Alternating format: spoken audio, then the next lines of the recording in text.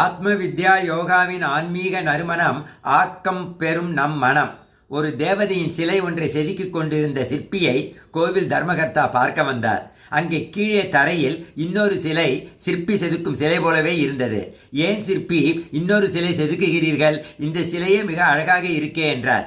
அதற்கு சிற்பி, கீழே இருக்கும் சிலையில் குறை இருக்கு, அதன் மூக்கில் ஒரு சிறிய கீறல் இருக்கு என்றார்.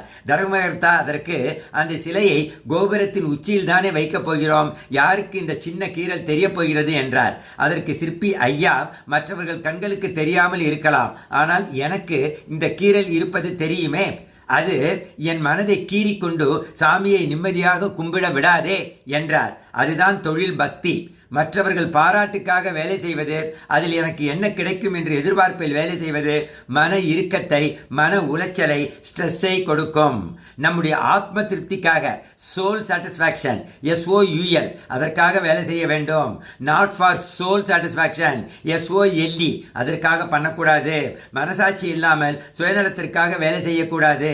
அப்பா இல்லாவிட்டாலும் படிக்கும் பிள்ளைகள், பாஸ் இல்லாவிட்டாலும் தன் வேலையை செய்யும் ஊழியர்கள், மற்றவர்கள் நலனுக்காக மட்டுமே பிரார்த்தனை செய்து கொண்டிருக்கும் பக்தர்கள், இப்படி இவர்கள் அனைவரும் ஆத்ம திருப்திக்காக வேலை செய்யும் பக்தர்களும் மனிதர்களும் ஆவார்கள்.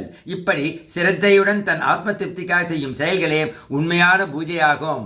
ஒர்க் இஸ் வர்ஷிப் என்பார்கள். www.calmandhappy.com என்பது நம்முடைய உண்மையான இமெயில் ஐடியாக இருக்க வேண்டும். ஒர்க் வர்ஷிப் விஸ்டம், அதுதான் www. இப்படி இருந்தால் நம் மனசு காமாக இருக்கும், நாம் சந்தோஷமாக இருப்போம், மற்றவர்களையும் சந்தோஷமாக வைத்துக் கொள்வோம். இறைவா நன்றி.